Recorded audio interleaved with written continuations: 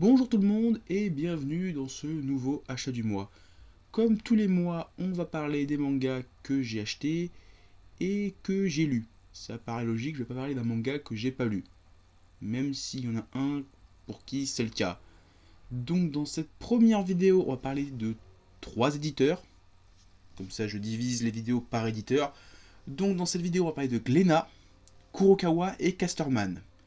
Et on commence tout de suite avec Glénat. Tout d'abord, le célébrissime et qui revient chez nous Dragon Ball Super, tome 1. Bon, je vais pas en parler pendant très longtemps parce que j'ai fait un manga chaud dessus. Allez le voir, voilà. Sinon, c'est plutôt sympa, même si ça va un peu vite pour quelqu'un qui n'a pas vu l'animé. Inomaru Sumo, tome 5. Le petit manga de sumo qui est vraiment sympathique. Chaque tome me redonne un peu la patate. J'espère que ce manga aura un animé parce que, avec un animé, je suis sûr et certain qu'il va gagner en lisibilité un petit peu par chez nous parce que je crois qu'il est quand même dans le top des ventes à chaque fois, donc c'est assez impressionnant. Et donc, dans ce tome 5, on nous présente un peu plus le personnage qu'on nous avait introduit à la fin du tome 4, qui va coacher l'équipe d'Inomaru, les rendre un peu plus forts. Même le petit faible qu'on avait vu et qu'on se dit, bon, lui, il va servir à rien, ça va être la brebis galeuse du groupe. Et je laisse la surprise, mais franchement, ce tome est cool. La fin, waouh. Là, Inomaru, on sent qu'il va avoir du challenge, même s'il en a déjà eu dans les tomes précédents. Là, il y a un très gros challenge qui arrive pour lui. One Piece, tome 82. Donc, c'est le seul tome que j'ai pas encore lu, même si je sais ce qui se passe dedans parce que je lis les scans. Et pourquoi j'ai pas lu ce tome-là? Parce que, les tomes de One Piece, je les lis par arc. Bon, par chance, l'arc se finit dans ce tome-là, donc dans quelques temps, je vais venir le tome 80, 80 et 82 pour me revoir tout l'arc de Zo d'un coup. Donc comme j'ai dit, dans ce tome-là, on a la fin de l'arc de Zo. On a des petits teases pour le prochain arc de la rêverie, qui n'est pas encore sorti au Japon, qui n'est même pas encore commencé en scan. Et surtout, on commence l'arc de Totoland. Totoland, non mais franchement, Glénat, qu'est-ce qui vous a pris? Totoland, en japonais, l'arc de Big Mom, enfin l'île de Big Mom s'appelle Toadland. Et nous en France, on a Totoland. Franchement, Toto, ça fait penser à 0 plus 0 égale la tête à Toto. Franchement, ça fait pas craindre, ça fait pas peur. C'est Big Mom, quoi. Toto, quoi. Ah, c'est... Waouh. Ah, je comprends pas. Ah, c'est... Ah. Et maintenant, on passe à Kurokawa. Et on commence tout de suite par Arsène Lupin, tome 3 à 5. Dans des précédentes vidéos de achat du mois, j'ai parlé du tome 1 et du tome 2 en disant que c'était plutôt bien, que j'aimais bien, mais que je trouvais que c'était un peu fouillé des fois parce que ça parlait d'autres enquêtes d'Arsène Lupin, et que comme on les a pas vus en manga, on est un peu perdu. Alors je reste là-dessus, à la fin de ces 3 derniers tomes, parce que c'est toujours un peu scalable, des fois ils nous parlent de « Vous vous souvenez de l'affaire de machin ?» Et vous « Oui, je me souviens !» Et moi je fais « Bah non, je m'en souviens pas, je l'ai pas vu cette enquête, connard !» Voilà, mais ces 3 derniers tomes qui sont la même enquête, franchement, l'enquête est ouf. Hein. L'enquête de l'aiguille creuse, c'est un truc de malade. Ah, franchement, j'étais scotché. Descente ouf. On sent que l'auteur, il a de tout donné pour ça. Mais, voilà, comme je dis, je reste mes positions. C'est dommage qu'on n'ait pas eu toutes les histoires d'Arsène Lupin d'ordre chronologique parce que ça aurait été bien plus cool. Mais sinon, c'est une très bonne série en 5 tomes que je vous conseille. Pokémon, la grande aventure Rouge-Feu, Vert-Feuille, Émeraude, tome 1. Donc on commence l'arc de Rouge-Feu, Vert-Feuille. Très bon arc qui commence vraiment bien, que je conseille à tous les fans de Pokémon et du manga La Grande Aventure. Et si vous voulez plus d'infos, j'ai fait un manga chaud dessus. Allez le voir.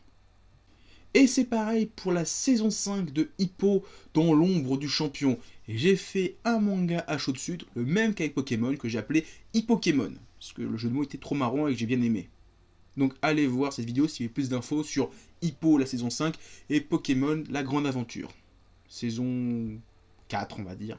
Senseiya The Lost Canvas Chronicles tome 15.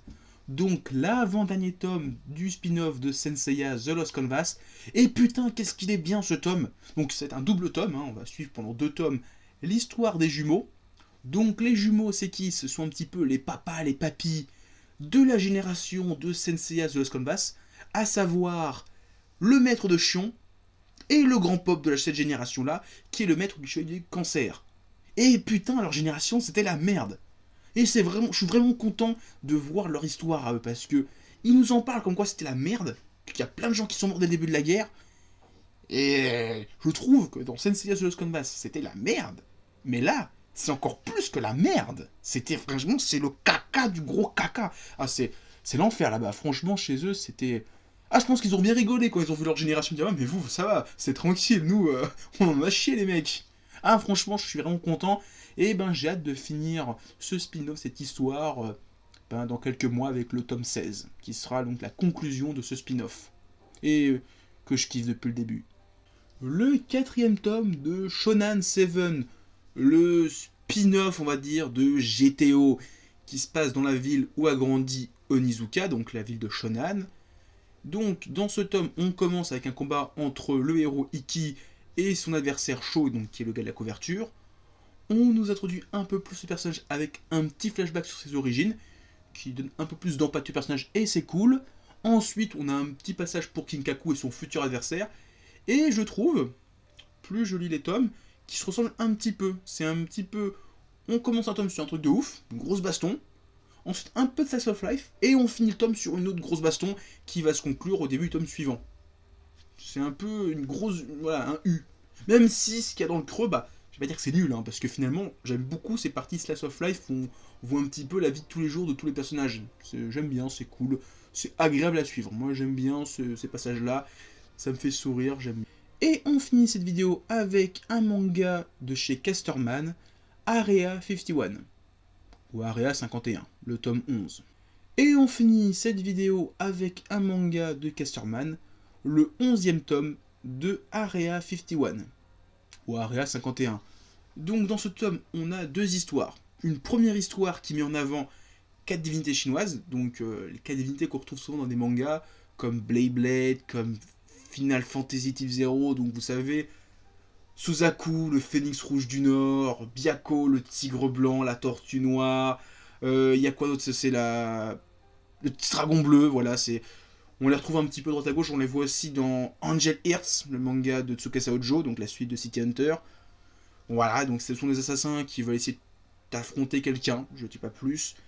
L'histoire est cool, franchement, en plus on les voit en mode grabataire, des papilles, c'est stylé. Le combat qu'il y a à la fin de l'histoire est super cool. Ensuite, deuxième partie de ce tome, on nous introduit, on va dire, un arc qui a l'air d'être assez important, parce qu'il a l'air de chambouler un petit peu chose dans Area 51. Ça va être le gros bordel dans le tome 12. J'ai hâte de voir ça, parce que au début de la deuxième histoire, c'est un peu brouillon, on sait pas trop ce qu'on nous raconte. Et ensuite, on se dit, oh putain, voilà. Donc j'attends le tome 12 parce que ça va envoyer le steak dans les prochains tomes. Si c'est un gros arc un petit peu comme celui des serpents, ça va être un bordel monumental. Et voilà, c'est tout ce que j'avais à dire sur cette vidéo achat du mois. La deuxième partie devrait arriver dans quelques jours, peut-être même dans quelques heures, je sais pas. On verra. Je ne l'ai pas encore tourné pour l'instant. Et tout ce que j'ai à vous dire, c'est à plus. Continuez à lire des mangas, à regarder des animas et à vous éclater en les regardant. Allez, ciao tout le monde!